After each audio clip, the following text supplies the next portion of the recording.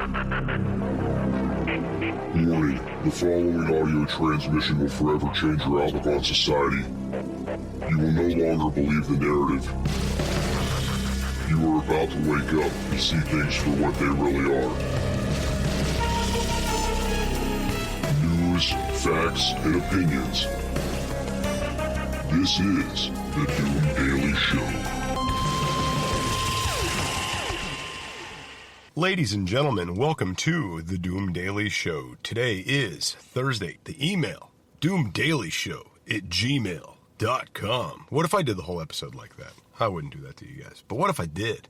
Anyway, you're going to get this episode on Friday. I hope everybody had a good week. I still got 3 more days of work before my weekend gets here. Worked on the ambulance today. It was a very busy day in the county. Take that with a grain of salt, though, because I'm very new to this industry, and I'm not sure what a busy day is yet, okay? But we are recording in the Tundra today. It is raining outside, so if you hear the rain trickling down in the background, I apologize for that. But I'm happy that the Tundra's back. I'm happy to be back in the Tundra. I got it back from the mechanic shop today, and I didn't get, like I was talking about yesterday, I didn't get that issue fixed with the knocking. And it's okay. Eventually, we'll get there. We'll get it fixed, but it is back. Saved a good bit of money on these services. I was expecting them to be a lot higher. I have a very fair price mechanic. He's awesome. Labor to do everything on my truck came to about $588. If you factor in the parts for what I had done, I am under $1,000 in, under $1,000 for a serpentine belt, a new one, changed out, OEM belt, front differential and rear differential fluid change, along with transfer case fluid, transmission fluid, oil change, and had him work for a while to try to identify what this issue was, this knocking issue. So he worked on it for a while. We think we pinpointed it. I explained this on yesterday's show, so I'm not going to beat it to death and go through this too much. But truck is back. I'm happy to have it back. I got home from work today, had a lovely dinner. My wife made turkey, or they were turkey balls, like ground turkey meatballs that were stuffed with mozzarella cheese. And they were really good. Had that with some salad, a little bit of broccoli, which I heard some interesting things on the internet about broccoli. So I'm kind of on the fence if I'm going to keep eating it. I got to do some more research. But what I heard was broccoli is essentially a man-made vegetable. It is not naturally occurring. It's also really horrible for your gastrointestinal tract. Some of the reading I did online says that, but I haven't done enough research to figure out if this is actually true. So I'm eating broccoli periodically, here and there when it's available. I'm not seeking it out. I'm not buying it. But man, you guys heard me talk about that broccoli salad. Regardless if it's good or bad for you, I might keep eating that broccoli salad because that broccoli salad is just fan-freaking-tastic. So come home, go get the truck, run to the grocery store, and I bought my FJ Cruiser used, and I'm now at the point where I haven't done anything to it yet. And I'm the type of guy that likes to customize vehicles. I don't like things to be stock. I want to do things to it, right? I want to make it my own. It needs to have that Jester flair, so to speak. So when I bought this FJ Cruiser, a lot of things were already done to it. And there was one thing that's like always kind of been irking me and bugging me. So the previous owner that had my FJ Cruiser decided he was going to put these taillight trim covers on them, on the taillights. So it's like a piece of plastic that overlays the rear taillight of the FJ Cruiser. And they came in chrome. I guess he couldn't find them in black. So he sprayed painted them matte black. Fine, fair enough. When I first got the thing, it didn't look too bad. Now the paint is chipping and the chrome is being exposed. And I'm like, these gotta go. They have to come off there. This is looking like trash. So I got a heat gun and a stiff metal roller and worked up the double-sided tape that was holding these stupid things on. And now they're off there and they're back to the stock looking, oh my God, if that doesn't look so much better. So that was one thing that I accomplished and did today. I try to be as productive as I can with my days, and it doesn't always work out according to plan. I've got so many irons in the fire, it is unreal. So that little stupid thing, and it's like, it's not a big thing for you guys, but for me it is. That little stupid, simply ripping those god-awful, ugly things off of the FJ Cruiser really made my day feel accomplished, because I went to work and was able to do something I wanted to do. Regardless it was small, I was able to do something I wanted to do. Little victories do add up to big things. The problem is that when you have little victories and you're not identifying to yourself like, that's good, I'm glad I did that, I'm glad I got that accomplished, you won't ever appreciate them and you won't keep progressing forward, right? So every day, reach for these little victories. Try to accomplish something little, something small, and it'll grow into one big victory eventually. I see so many people, and I am one of them, that get overwhelmed with how much they have on their plate. And I'm one of these people. It's like, I want to shoot for the stars, and I rarely reach the moon with the things I'm trying to accomplish. And I'm always biting off more than I can chew. And this show is another one of those things. It's hard for me to sit down sometimes and just have the energy to record, or want to record, or find the motivation to record. And then there's sometimes, and I did this with It's Doomsday Podcast too, and I've done this with this show a couple times already, is I'll get 20 minutes into an episode and be like, I hate what I'm saying. I hate it. And I'll stop, I'll delete it, and I'll start back from the beginning. I won't go back and edit it and cut out the parts I don't like. It's like, nope, the whole thing's got to go. It's trash. I need the clean slate, start over. And that does happen sometimes, guys. And it's a normal thing. That is a normal human function. So sometimes when you're looking at these big, tremendous projects you got to accomplish, sometimes maybe it's better to walk away, do something small, and accomplish it so you feel that accomplished. Then you're like ready, clean slate, clean state of mind to go back and accomplish the next thing. But we'll be back right after these messages. Want to advertise on the Doom Daily Show? Send producer Scooter an email, doomdailyshow@gmail.com. And this 15-second ad slot could be yours. Well, ladies and gentlemen, the cat got OJ. It finally happened. OJ kicks the freaking bucket, which he hasn't been in the media lately. So I'm assuming, from what I read, he had one foot in the grave and the other one on a skateboard, and he was teeter-tottering back and forth on hospice. I believe that he was on hospice. So I guess he knew this was coming soon. And what really stresses me out is I always thought he would have like a deathbed confession. Like he would have this deathbed confession of, yes, I did it. I did it. Here's who helped me. I want to leave this world with a clean slate, and I want people to know the truth. But he didn't. Now, one of my coworkers brought up an interesting point, saying that maybe he put something out there that said, hey, open this letter 6 months after I'm dead.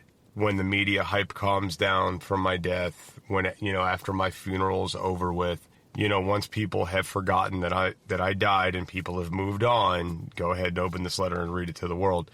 And maybe there is something like that out there that we don't know about yet. I doubt it, but it was a very interesting thing that my coworker brought up. Now, I don't care what anybody says. He was freaking guilty. He was guilty. He did it. I do believe he had an accomplice, though. I don't think he did it alone. And I think whoever that accomplice is out there still to this day, holding on to that truth, waiting to release that information. There was either a guy driving the vehicle, maybe there was a second vehicle, this, that, the other. And, that case has been one that has been gone through and picked through with a fine-tooth comb. And, the Goldman family found him guilty in a civil suit of this. And he never paid out what he was supposed to pay the family. So not guilty of murder in a criminal case, but guilty of it in a civil case and never paid out the money, which to me is just crazy. And what's crazy is the civil case, I don't know. I don't know how much. I don't think it really tapped into America's heart that much. The media didn't go too nutso with that like they did the criminal trial. But that was a very publicized trial of the century type thing. I mean, that's what that was. And I think he did it 100%. And if you don't think he did it, email me and tell me why. doomdailyshow@gmail.com. I'd love to hear your thoughts on it. But I 100% think he was guilty. And the main reason is because, number one, there was no other suspects. There was no other motive for anybody else. Okay? All the documentaries I went through and everything that I've read about the case over the years, and, none of this is fresh in my mind. So there could have been another named accomplice that I've just forgotten about, but I can't remember anybody sticking out saying that there was another accomplice, that somebody else would have had motive for this other than him. Okay? The other thing is, you're not arguing with DNA. You're just not. You can't. You won't. I don't care. If there's DNA there, it's yours. That shit is way too accurate. You're not getting around that. And DNA evidence was found, and essentially making him guilty.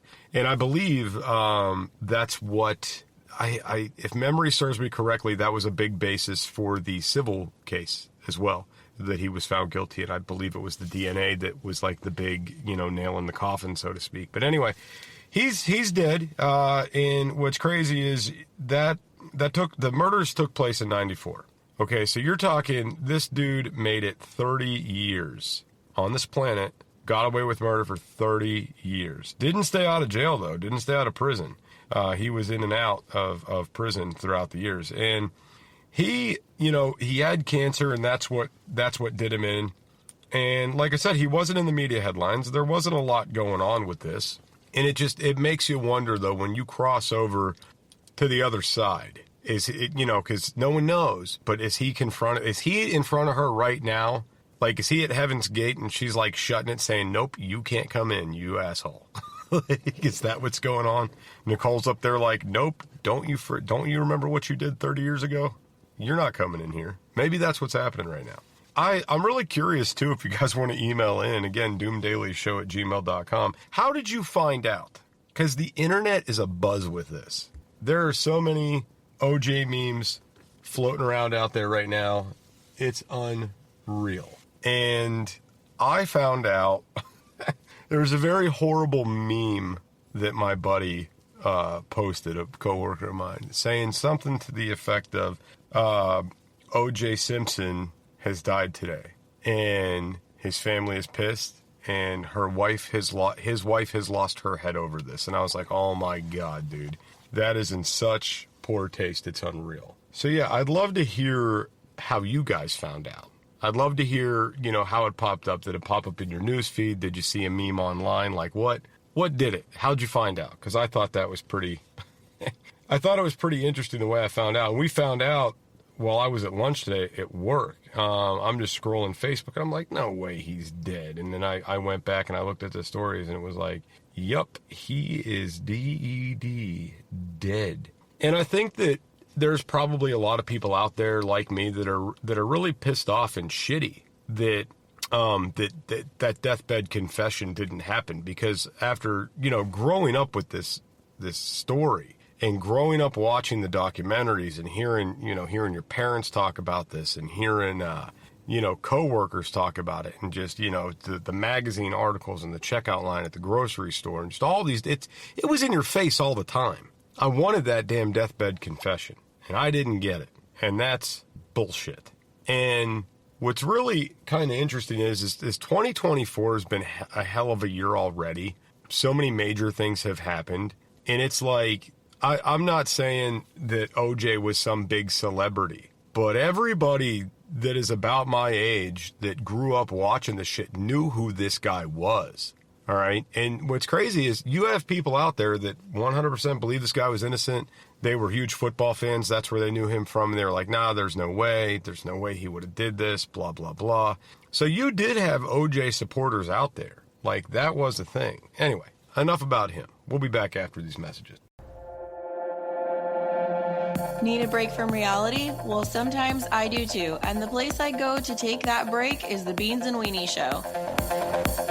You can find the link at linktree.com/BWD crew. The Beans and Weenie Show, where chaos and common sense wage war and you get a front row seat.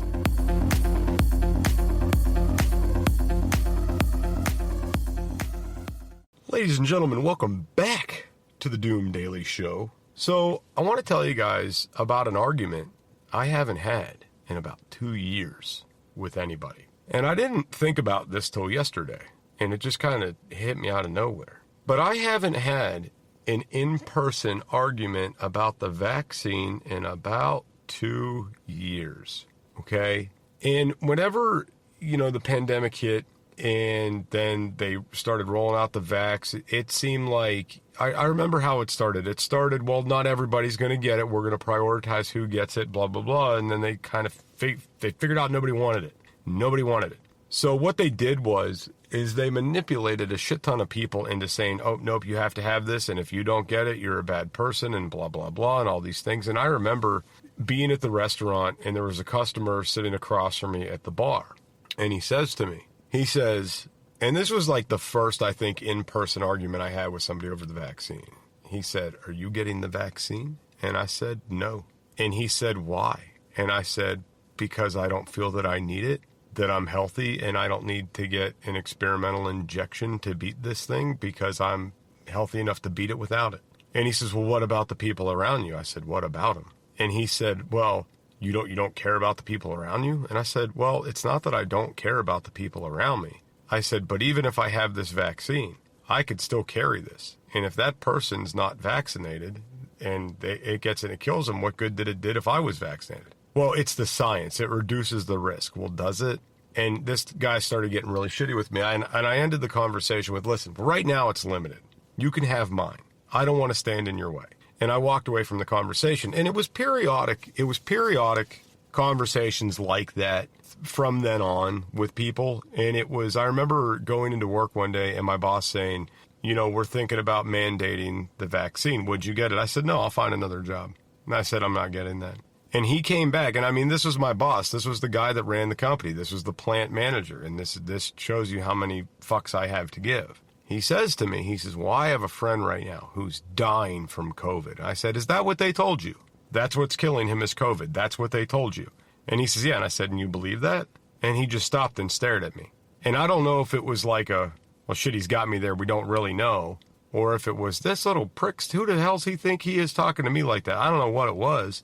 But enough of my coworkers and I, we rallied together and said, we're not going to get this. We'll just go get new jobs. And that ended that mandating that jab conversation very quickly. It ended it at our work. They talked about it for 2 to 3 days, and they said, well, I guess we're not going to mandate it because we're gonna have too many people quit.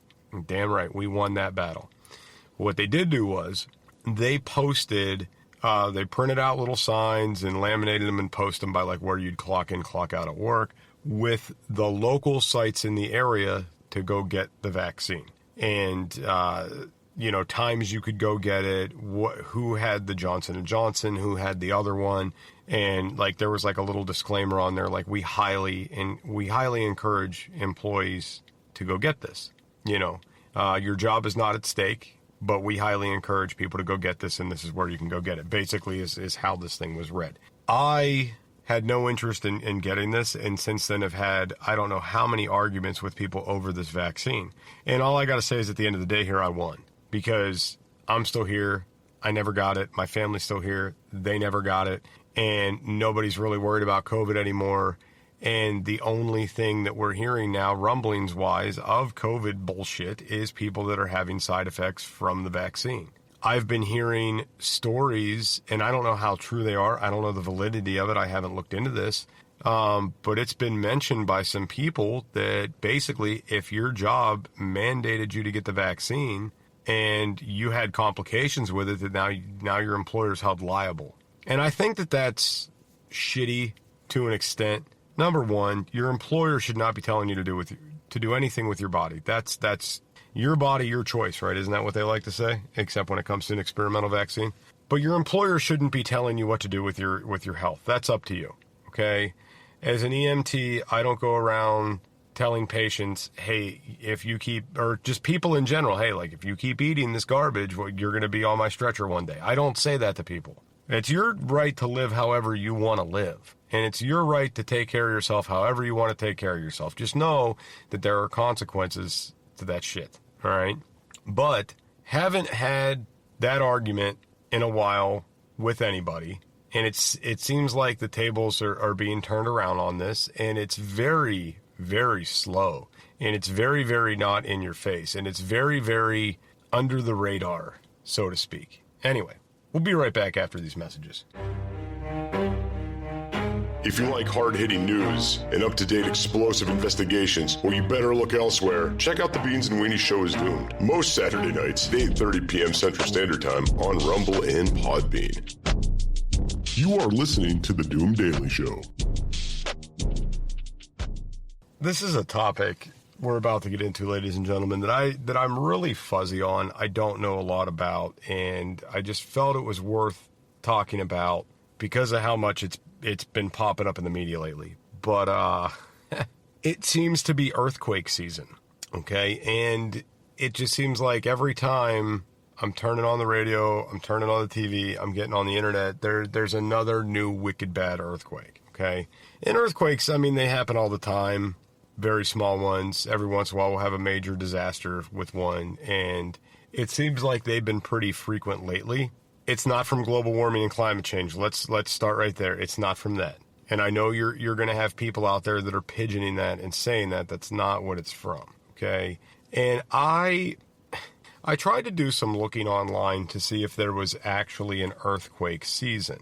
And I can't really find any data out there to suggest that there is an earthquake season, that more earthquakes happen in the colder months or happen in the summer, happen in the winter, you know what I mean? There's nothing out there I could see like that online. However, there is an article out there that was talking about March is earthquake month, something about there's more frequency in March, there's more the two biggest earthquakes we've ever experienced were in March. So some people, I guess, out there are labeling March as earthquake month. And that you can go back and read that. It was on, I think, lifescience.com, www.lifescience.com for that article about March being earthquake month. But my wheels got spinning with this a little bit, and I started really thinking about something.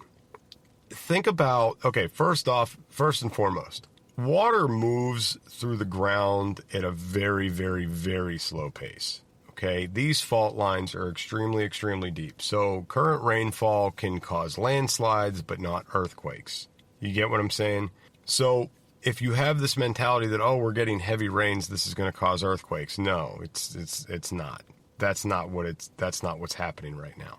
The ground's not saturating down to the tectonic plates and having these plates shift and causing earthquakes. Like that's not what's happening. But there is one thing that did stand out in my mind. I can't think throughout my life, I can't think of any major earthquakes that have happened in the winter months that I can remember. I mean, maybe, California gets earthquakes all the time. Maybe be it out on the East Coast, one hit out on the West Coast. But, East Coast wise, in my lifetime, I can't remember any of these things hitting in the winter. Like if it was December, snow on the ground, I don't ever remember driving my car through the snow and hearing about an earthquake that hit somewhere on the East Coast. I don't ever remember that happening. Maybe I'm just crazy, but I can't recall any time that's happened throughout my life. And I wasn't going to go back and go through all these different, earthquakes that have happened and try to figure out when they happened or how they happened or what season they were. But these can happen all year round. And do understand that climate has nothing to do with it. And the main reason I keep pushing that climate point is because I know that's what's coming. Because every single thing that's going wrong right now, they're trying to push back to it's because of global warming. It's because of climate change. It's because of this. It's because of that. And it's really not. It has nothing to do with it. We will have earthquakes until the end of time. They're not going anywhere. It has nothing to do with the car you drive. It has nothing to do with how much you run your gas stove. And I wanted to get into the whole control thing tonight, but my wheels got kind of turning in this direction instead. And we're going to get to that on Monday's episode. We're going to get into this control factor of how that's going on. But, the media is putting this stuff out there way, way more. And just be aware to not believe the hype. And there's another thing to this too. The New Madrid seismic zone. Okay, so this fault line has been brought up to me, and I thought it was a good talking point. So the seismic activity that's taking place in the New Madrid seismic zone it's hundreds of events per year in this. About 200 events per year are taking place in this seismic zone. And you're talking everything from, I don't know, everything from like a little tremor, just enough to be felt, up to an actual magnitude of 4.0 or greater. And when you start getting up to that number, up to that 4 number, at 4.0, the damage starts occurring to things. All right. And when we talk about the damage with the earthquakes, understand these are gas lines that could be ruptured, houses that could be collapsing on people, water main breaks, sewage main breaks, internet shut down, trees falling on power lines falling down, and people wrecking cars. And I mean, just the chaos that comes out of these is out of an earthquake is pretty wicked. And what's wild is there's no like real plan for when these things are happening. I mean, I know that there's hurricane preparedness, or not hurricane, earthquake preparedness, things they tell you to do, this, that, the other. But when these things hit, you can't really do shit until they stop. And there's nothing that could be done to prevent these things. So if the media is trying to hype this up, what are you supposed to do? You're supposed to just go live your life in an empty field and hope it doesn't shake? Are you supposed to go buy an earthquake-proofed house? Like, what are you really supposed to do? But the media is blowing these things up, as they do. And so the thing is, I guess, some of the thought with this is there's so much activity happening with this Madrid fault line that it's going to eventually equate to something massive. Like a very massive earthquake is going to be felt in that area, and a lot of damage and destruction is going to be done. So, I mean, I would hope that it wouldn't happen, but basically, so if you're wondering where the Madrid fault line is, this is a fault line that runs from like Arkansas up along Tennessee into Kentucky, basically, is kind of like up through into Missouri and about up to Kentucky. So this is something that could very well have effects. If you're listening on the East Coast, if it's big enough, you might feel some rumblings. This can definitely interrupt the flow of things. If you're in that area and it hits, your way of life might forever be changed for the bad, right? So I'm not saying anybody should pack up and leave that area. I'm just saying this is what it is. This is what people are talking about, and there's really nothing you can do to prevent it. And this is, if you want more information on how to prepare for things, you need to go listen to my other show. It's Doomsday Podcast. That's what you need to do. Because that's the show, if you're not listening to it, where we tear in how to prepare for things like this. We don't do that on this show. I just tell you guys what's being hyped up in the media. I tell you guys my opinions on it. My opinion on this, don't be scared of earthquakes. That's it, because you can't prevent them. You can't do anything about it. All right. Everybody have a good weekend. I'm getting out of here. I'm taking tomorrow off from recording, and I'll be back again to record Sunday night to have you a brand new episode Monday morning with the help of my lovely producer, Mr. Producer Scooter. Love you, dude. I'm out of here. Love you too. But does this dress make me look fat? News, facts, and opinions.